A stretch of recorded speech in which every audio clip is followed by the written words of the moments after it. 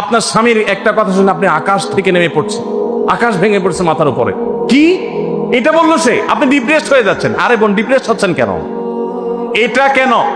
আরো শক্ত কথা আপনাকে বলতে পারে, এটা আপনি মাথায় রাখেন। কারণ দিন শেষে তিনি মানুষ, তার ভুল হতে পারে, একটা সময় তিনি তার ভুল বুঝতে পারেন।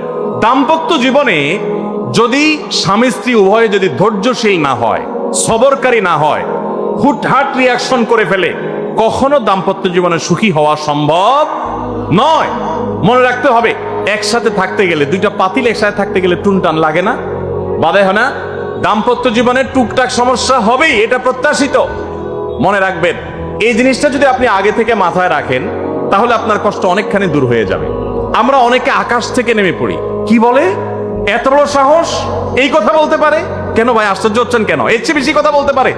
মাথা বাড়ি মারছে? আরে ভাই, ছুরি মারে নাই যে শুকর আদায় করেন। বুঝেন নাই কথা? একই কথা বোনদের জন্য প্রযোজ্য। আমার মা বোন যারা শুনছেন তাদেরকেও বলছি,